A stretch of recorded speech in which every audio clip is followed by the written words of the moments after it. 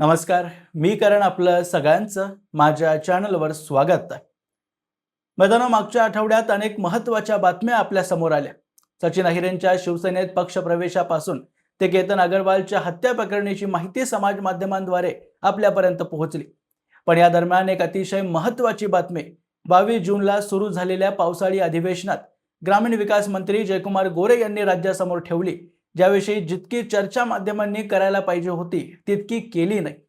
त्यामागे अनेक कारणं असू शकतात, जसं की बातमी देण्यासाठी थोडीशी मेहनत घेऊन शोध पत्रकारिता करावी लागेल आणि एवढं करण्यापेक्षा कुठल्या तरी नेत्याजवळ जाऊन त्याची प्रतिक्रिया घेणं आणि मग त्याचं ते वक्तव्य दिवसातून 5 वेळा चालवणं हे फार सोपं असतं. त्यामुळे कदाचित या बातमीला हवं तितकं महत्त्व न देण्याचा निर्णय वृत्तवाहिन्यांनी केला असावा. पण जयकुमार गोरेंनी दिलेली ही माहिती भाजपच्या राजकारणाशी जोडून पाहिली तर खूप गांभीर्याने घ्यावी लागते. कारण या बातमीतून आपल्याला कळतं की भाजपचे वरिष्ठ नेते, त्यात नरेंद्र मोदी असतील, अमित शहा असतील किंवा राज्यात देवेंद्र फडणवीस असतील, हे निवडणुकांना पाहता आणि त्यातही समाजाप्रती आपली जबाबदारी पार पाडत असताना किती मायक्रो मॅनेजमेंट करतात आणि समाजातल्या तळागाळात राहणाऱ्या गरिबाला जगण्यासाठी काय हवंय यावर लक्ष देत असताना सरकार किती योजनाबद्ध पद्धतीने काम करत असते याचं उत्तम उदाहरण म्हणजे गोरेंनी दिलेली ही माहिती आहे. 2014ला नरेंद्र मोदींनी पंतप्रधान झाल्यानंतर आंतरराष्ट्रीय राजकारणात भारताचे स्थान उंचावण्यासाठी काही महत्त्वाची पावलं उचलली होती. सोबतच निवडणुकीच्या प्रचारादरम्यान देशाच्या सुरक्षतेसाठी सरकारला काय काय करायला हवं यावर बोलताना जी माहिती मोदींनी आपल्या भाषणात किंवा मुलाखतीत दिली असेल त्याला तंतोतंत सरकारच्या पॉलिसीमध्ये उतरवण्याचं काम सुद्धा त्यांनी केलं. पण हे सर्व करत असताना आपल्याला ज्या गोरगरीब जनतेने निवडून दिलं त्यांना देखील मोदींनी नेहमीच प्राथमिकता देण्याचं काम केलं.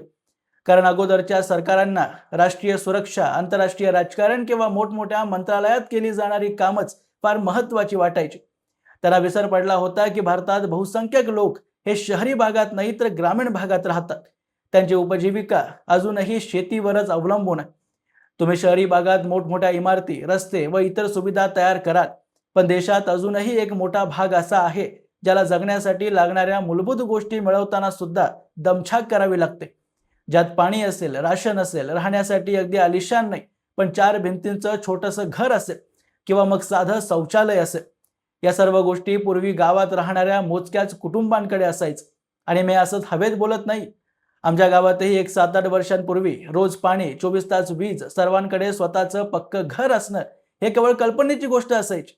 कोणी विचारही केला नव्हता की एका दशकात या सर्व गोष्टी आमच्या गावात येतील. आणि हा केवळ माझाच अनुभव नाही तर अनेकांचा अनुभव.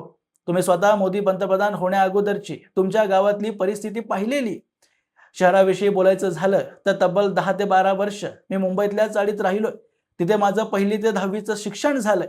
त्यामुळे काँग्रेस काळात असलेली मुंबई शहराची परिस्थिती सुद्धा काही उत्तम नव्हती.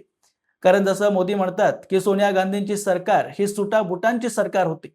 आज जे मोदी सरकारवर अडाणी अंबानींना श्रीमंत करण्यासाठी काम करण्याचे आरोप केले जातात ते मुळात काँग्रेस सरकारवर पूर्णपणे फिट बसतात. यापूर्वी एका व्हिडिओत मी तुम्हाला नीरा राडियाचे लीक झालेले टेप सुद्धा ऐकवले होते, ज्यात काँग्रेसचे अंबानी किती खुश आहेत हे सांगितलं गेलं होतं.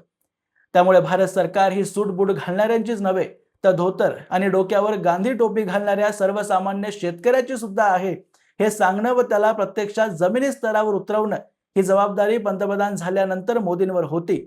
आणि ती अगदी चोखपणे मोदींनी पार सुद्धा पाडली. कारण देशाच्या इतिहासात ते पहिलेच असे पंतप्रधान ठरले ज्याने लाल किल्ल्यावरून शौचालयाची चर्चा केली असेल. आणि तीच राजकारणातली परिपक्वता. आंतरराष्ट्रीय राजकारणात मोदींचं स्तर हे कितीही मोठं झालं असेल पण त्यांनी गावात राहणारा आपला गरीब मतदार आपल्याविषयी काय विचार करतोय, त्याची मागणी काय आहे याचा विसर आजही स्वतःला पडू दिलेला नाहीये. आणि त्याच गरिबांसाठी सुरू केलेल्या अनेक योजनांपैकी करोडो लोकांना गरिबीतून बाहेर काढण्यासाठी त्यांच्या डोक्यावर स्वमालकीचं छप्पर असावं या कारणाने 1 एप्रिल 2016ला प्रधानमंत्री आवास योजना सुरू करण्यात आली होती, ज्याच्या अंतर्गत पुढच्या 10 वर्षात 2.95 कोटी पक्की घरं बांधण्याचं उद्दिष्ट सरकारने ठरवलं होतं, जे जवळपास 8 ते 9 वर्षांतच पूर्णही झालं. व पुन्हा तिसऱ्यांदा पंतप्रधान झाल्यानंतर नरेंद्र मोदींनी अजून 2 कोटी गरिबांसाठी घरं बांधून देण्यासाठी सरकार कटिबद्ध असून बजेटची घोषणाही केली. आतापर्यंतचा डेटा आपल्याला सांगतो 125.47 लाख घरं बांधण्यासाठीची आवेदनं सरकारने स्वीकार केली आहे. याशिवाय 120.1 लाख घरांचा पाया टाकण्यात आला. 96.61 लाख घरं पूर्णपणे बांधून तयार झालेली आहेत व यासाठी सरकारने आतापर्यंत 8.70 लाख कोटी रुपये खर्च केलेले. आणि यातही जयकुमार गोरेंनी दिलेल्या माहितीनुसार तुम्हाला हे सांगताना मला खूप आनंद होतोय की या योजनेचा देशभरातल्या सर्व राज्यांपैकी सर्वात जास्त लाभ देवेंद्र फडणवीस यांच्या नेतृत्वात महाराष्ट्राला मिळालेला.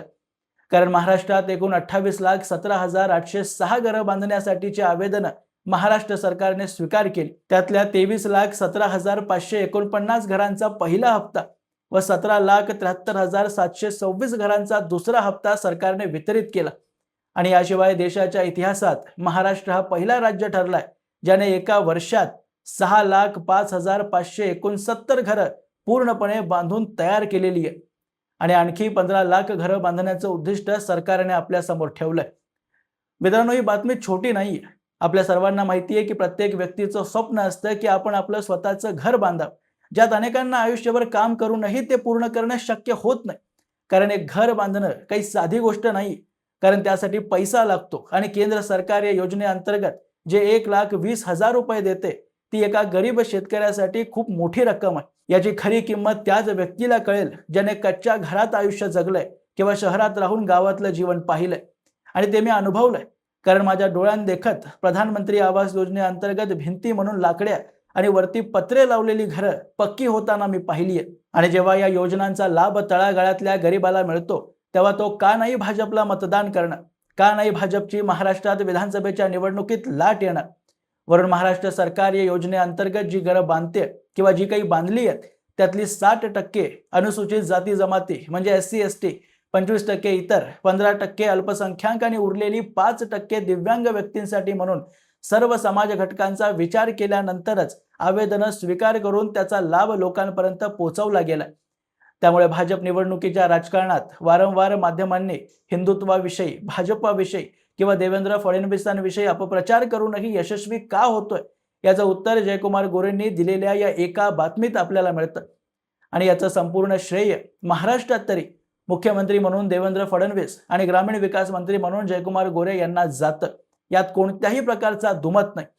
आणि ही तर केवळ ग्रामीण भागाची चर्चा झाली. फडणवीस शहरी भागात सुद्धा, त्यातही मुंबईत प्रधानमंत्री आवास योजना शहर, म्हाडा व BBDद्वारे चाळींच्या पुनर्वसनापासून ते अनेक प्रकारे शहरी भागात राहणाऱ्यांनाही स्वतःचं घर मिळावं यासाठी प्रयत्न करतायत, ज्याचे परिणाम मुंबई महापालिकेच्या निवडणुकीत आपल्या सर्वांना दिसलेच.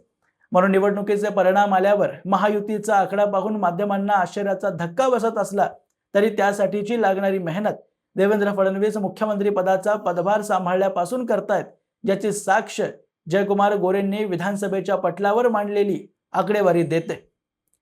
असोत, याबद्दलची तुमची मतं तुम्ही मला कमेंट बॉक्समध्ये लिहून अवश्य कळवू शकता. आणि स्क्रीनवर दिलेल्या नंबरवर योगदान करून या चॅनलला मोठा करण्यासाठी योगदान करा. आणि अशाच माहितीपूर्ण व्हिडिओज पाहण्यासाठी माझ्या चॅनलला सबस्क्राईब जरूर करा. भेटा पुढच्या व्हिडिओमध्ये. तोपर्यंत जय हिंद, जय महाराष्ट्र.